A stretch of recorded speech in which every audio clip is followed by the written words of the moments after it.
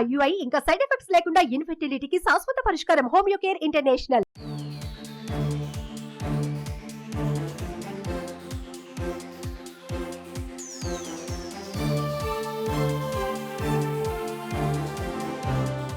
Chandrababu Naidu jail నుంచి 53 రోజుల తర్వాత అనారోగ్య కారణాలతో బయటకు వచ్చారు. అలా వచ్చారో లేదో ఇలా తన చాణక్య నీతిని ప్రదర్శిస్తున్నారు.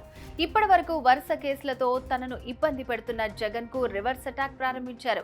జగన్ ప్రభుత్వం గత ప్రభుత్వ హయాంలో జరిగిన అవినీతిపై కేసులు పెడుతుంటే తాము ఎలాంటి అవినీతి చేయలేదని చెప్పుకోవాల్సిన టీడీపీ ఆ మాట ఎత్తకుండా ప్రభుత్వాన్ని సీఎం జగన్ ను ఇరుకున పెట్టాలని భావిస్తోంది. ఈ ప్రయత్నాలన్నీ బూమరాంగ్ అవుతూ ఉండడంతో ఏం చేయాలో అర్థం కాక తలలు పట్టుకుంటున్నారు టీడీపీ నేతలు.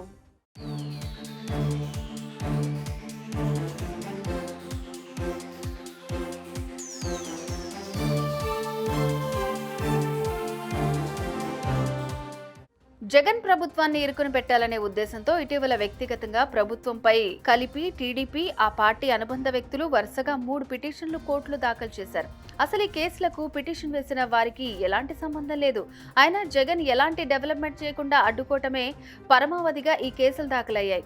కోర్టులు కూడా ఇదే విషయాన్ని స్పష్టం చేస్తూ పిటిషన్దారులకు మొట్టికాయలు వేశాయి. సీఎం జగన్ డిసెంబర్లో విశాఖకు వెళ్తున్నారనే ప్రచారం జరుగుతుండటంతో వెంటనే దీన్ని ఆపాలంటూ లింగమనేని శివరాం ప్రసాద్ అనే వ్యక్తి సుప్రీంకోర్టును ఆశ్రయించారు. ఈ శివరాం ప్రసాద్ పర్యావరణవేత్త అని చెప్పుకుంటున్న ఆయన కేశినేని నాని ఆఫీస్ ఇన్ఛార్జ్గా పనిచేశారు. ఈ కేసు వెనుక తెలుగుదేశం పార్టీ పెద్ద వ్యూహాన్ని రచించింది. రాబోయేది తెలుగుదేశం పార్టీనే అనేది వారి ప్రగాఢ నమ్మకం. అందుకే అమరావతిని రాజధాని వేరే ప్రాంతాలకు వెళ్లకూడదు అనే ఉద్దేశంతో కేసు వేశారని సమాచారం. ఈసారికి జగన్ ను విశాఖకు వెళ్లకుండా ఎలాగైనా ఆపితే చాలు అనేది వీళ్ల ప్లాన్. ఒకవేళ జగన్ విశాఖకు వెళితే రేపు చంద్రబాబు తిరిగి రాజధాని అమరావతికి తీసుకురావడానికి ఇబ్బంది అవుతుందేమోననే ఉద్దేశం ఈ కేసు వెనుక కనిపిస్తోంది. కాబట్టి ముందు జగన్ ను విశాఖకు వెళ్లకుండా ఆపాలి. అందుకే లింగమనేని సుప్రీంకోర్టును ఆశ్రయించారు. అయితే కోర్టులను ఎవరూ మోసం చేయలేరు. ఈ పిటిషన్ను తిరస్కరించిన సుప్రీంకోర్టు జగన్ విశాఖకు ఎందుకు వెళ్లకూడదని ప్రశ్నించింది. అంతేకాదు ఇందులో రాజకీయ కోణం కూడా కనిపిస్తోందని వ్యాఖ్యానించింది. ఎన్జీటీ హైకోర్టులో కేసులున్నాయని పిటిషనర్ వాదించగా అది వాళ్లు చూసుకుంటారని వ్యాఖ్యానించింది. విశాఖకు సీఎం వెళ్లొద్దని మీరెలా అడుగుతారని నిలదీసింది. దీంతో జగన్ను విశాఖ వెళ్లకుండా ఆపేందుకు చిట్ట చివరి ప్రయత్నం విఫలమైంది. టీడీపీ నేతలు ఆశించింది ఏంటంటే కేసు వేస్తే నోటీసులు ఇస్తారు, ఆ తర్వాత వాయిదాలు కోరుతూ వెళ్తూ మార్చి దాకా సాగదీయాలని ప్లాన్ చేశారు. ఆ తర్వాత ఎటు ఎన్నికలు వస్తాయనే ఆలోచన, కానీ అది మిస్ఫైర్ అయింది. ఇది ఓ రకంగా జగన్ కు మేలు చేసిందని చెప్పాలి. ఇక ఈ విషయంపై ఏ కోర్టును ఆశ్రయించలేదు.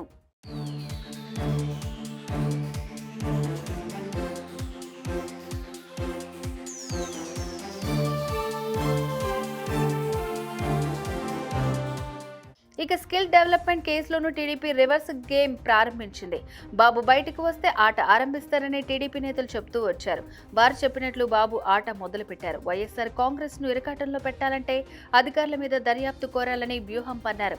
ఇప్పటి వరకు జగన్ అధికారుల జోలికి వెళ్లకుండా అవినీతికి అసలు కారకులు ఎవరో గుర్తించి వారి మీదే కేసులు పెడుతున్నారు.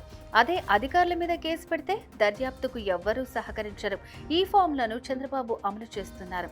దీనిలో భాగంగా ప్రసాద్ అనే ఒక న్యాయవాది స్కిల్ డెవలప్మెంట్ కేసులో సిమెన్స్ ప్రాజెక్టుకు అమలు కమిటీలోని అధికారులను విచారణ పరిధిలోకి తీసుకురావాలంటూ సిఐడికి ఫిర్యాదు చేశారు. స్కిల్ డెవలప్మెంట్ పథకంలో భాగమైన 12 మంది అధికారులపై కూడా విచారణ జరపాలని కోరారు. ఈ ఫిర్యాదును స్వీకరించకపోతే కోర్టుకు వెళ్తారు. కోర్టు ప్రశ్నిస్తుంది. ఇలా స్కిల్ డెవలప్మెంట్ కేసు లీగల్ గా సాగదీత దిశగా వెళ్లేలా టీడీపీ ప్లాన్ చేస్తున్నట్టు అర్థమవుతోంది.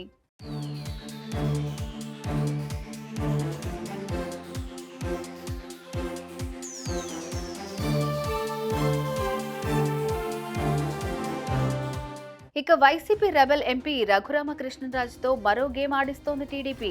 ఆయన ద్వారా నేరుగా జగన్ ని టార్గెట్ చేయించారు. జగన్ కేసులో కింద కోర్టులో ఏదో జరిగిపోతుందంటూ సుప్రీంకోర్టును ఆశ్రయించారు. అయితే ఈ కేసులో ప్రతివాదులకు నోటీసులు ఇస్తే సుప్రీంకోర్టు చేసిన వ్యాఖ్యలు గమనించాలి. మీరు ఫిర్యాదుదారు కాదు, బాధితులు కాదు కదా అని రఘురామకృష్ణరాజును ప్రశ్నించింది సుప్రీంకోర్టు. రాజకీయం కోసం వేసిన పిటిషన్ అంటూ వ్యాఖ్యానించింది. అయితే నోటీసులు ఇచ్చారని సంబరపడ్డా ఆ తర్వాత కేసు డిస్మిస్ చేసిన సందర్భాలు కూడా ఉన్నాయి. 2021లో రఘురామకృష్ణరాజు ఇదే తరహాలో హైకోర్టులో పిటిషన్ వేశారు. ఇక్కడ ముందు నోటీసులు ఇచ్చినా ఆ తర్వాత కేసును న్యాయస్థానం కొట్టేసింది. ఇప్పుడు ఈ కేసులోనూ ఇదే జరిగే పరిస్థితులు కనిపిస్తున్నాయి.